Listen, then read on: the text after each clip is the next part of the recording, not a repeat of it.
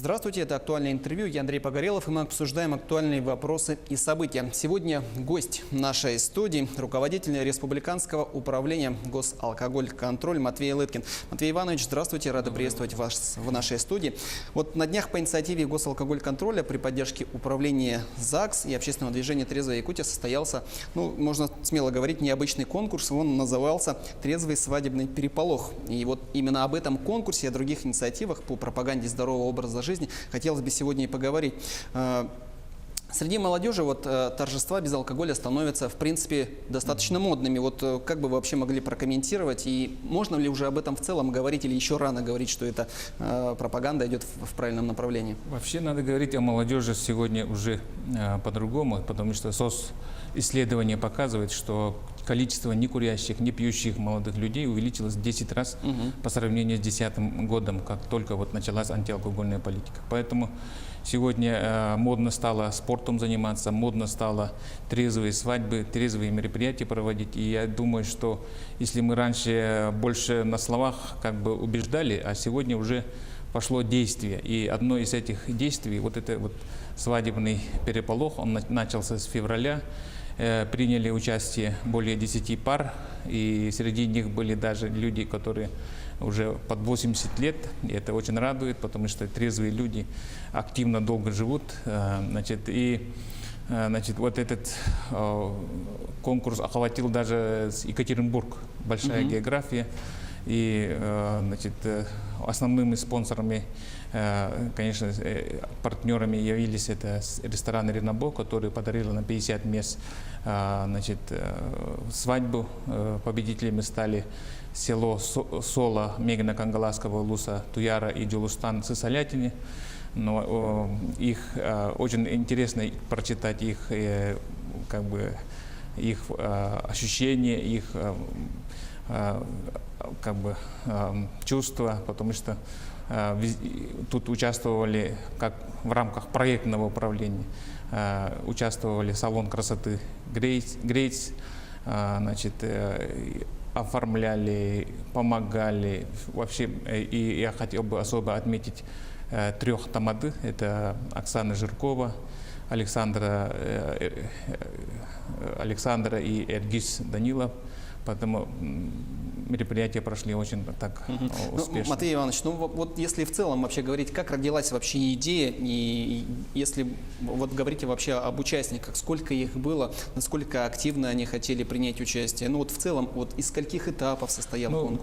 Первая попытка, поэтому участников было 10 пар, они представили свою историю знакомства, свои первые ощущения, знакомства. И второй этап было это обсуждение у комиссии, беседа с ними, почему они пришли к трезвости, что для них значит трезвость. Победители, если взять Туяра Сысолятина, она говорит, я вообще в жизни никогда не прикасался к этим психоактивным веществам, И все пары были очень отдельные истории, очень занимательные истории, по ведению трезвого, здорового образа жизни. Тем не менее, разговоры с парами уже вели. Победители как вообще комментируют эту ситуацию? То, что их свадьба, она будет трезвая, то есть как гости их к этому относятся? Ведь все равно многие привыкли, что нужно хоть чуть-чуть, но как-то какую-то норму алкоголя употребить. Бытует мнение такое, что как же без алкоголя свадьба, и как она будет скучной и так далее. Но судя по тому, я там на открытии принимал участие, судя по тому, что как прошла эта свадьба трезвая, то это далеко не скучное мероприятие, было очень, наоборот, здорово. И все гости до конца, как один человек, все присутствовали. Но если обычно, как говорят, алкогольная свадьба с алкоголем, то там разные ситуации, бывают неприятные ситуации.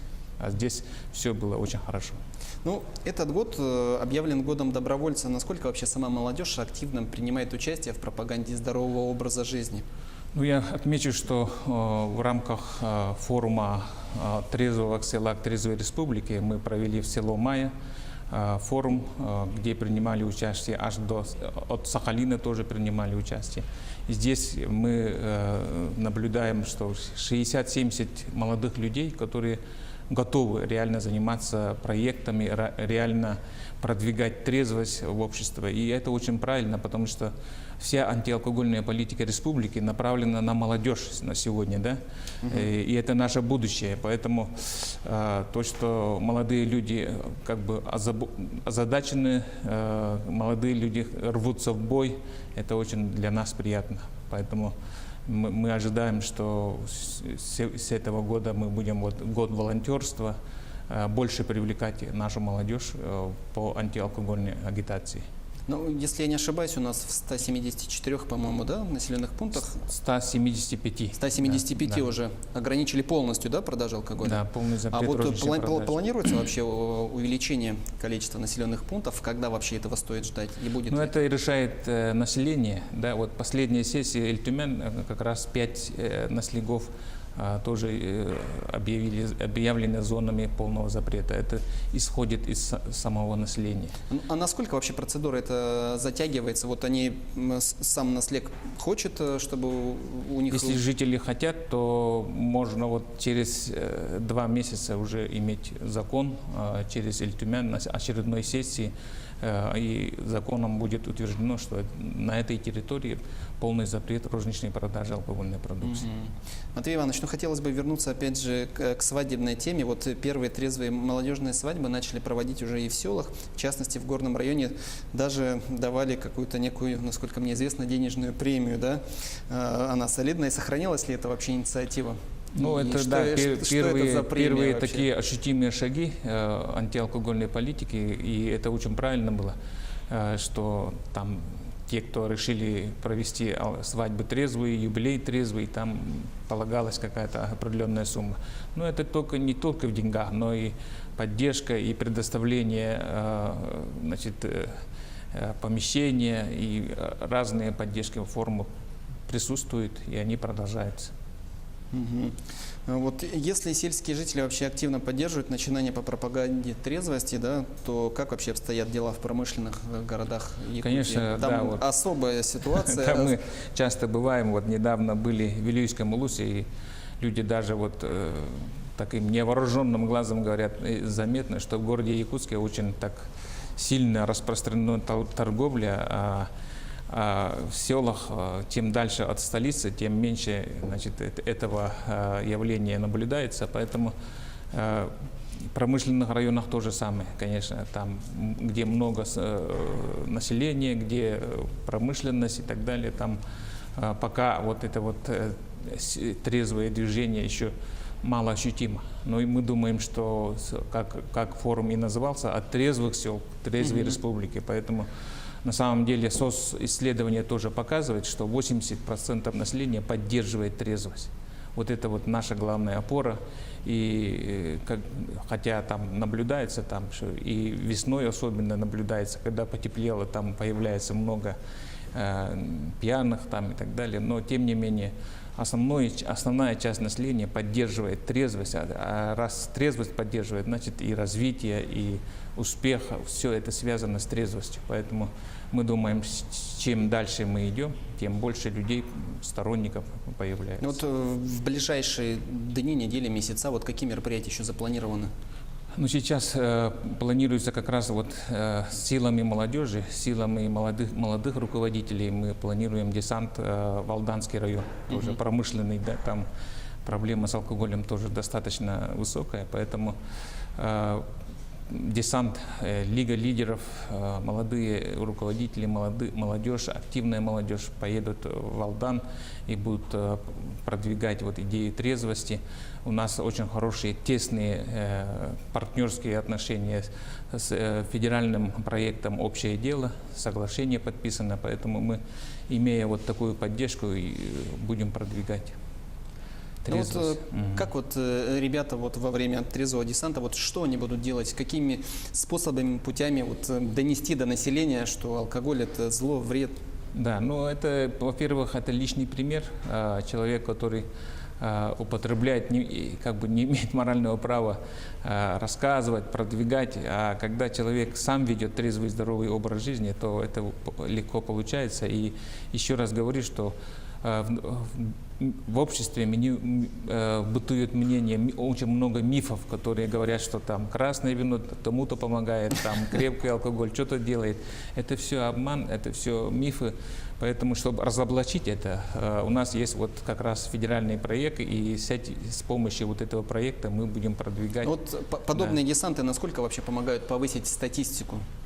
Ну, сразу, конечно, там улучшения не наблюдается, может быть, да, но в последующем, вот мы говорим, по сравнению с 2010 годом и 2016 год, да, очень большие изменения. И число там смертей от внешних причин, от психозов и так далее, оно ярко выражено. И мы в этом году наблюдаем, что и по отчетам Министерства внутренних дел впервые за 7 лет пьяная преступность, именно пьяная преступность, снизилась на 6%. Это тоже, мы считаем, что это определенный успех, и надо это дело продвигать дальше.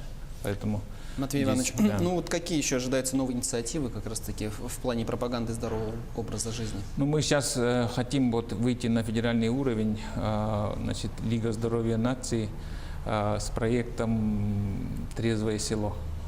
Потому что это села, нас 175, из них только 5% вышли на уровень достаточно хороший, и они знают, что делать, как делать, а 80% сейчас пока еще больших таких успехов не имеют, но мы хотим им предложить вот именно как в рамках проектного управления, что делать, пошаговую инструкцию, как говорится, и кого привлекать для этой работы.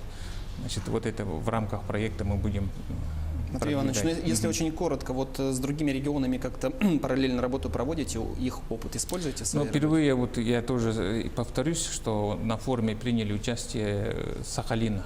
Это они и сами проезд оплатили, и все, приехали, заинтересовались, были удивлены, что у нас очень много вот сел, которые объявили запрет продажи, и разговаривали с главами, как они, что делают. Это очень было приятно. Большое спасибо вам, Матвей Иванович, за участие в нашей передаче. Я думаю, что количество населенных пунктов будет только увеличиваться с каждым днем. Я напоминаю, что вы смотрели программу «Актуальное интервью». Сегодня гость нашей студии – руководитель Республиканского управления госалкогольный контроль Матвей Лыткин. Оставайтесь на нашем канале, будьте в курсе всех событий.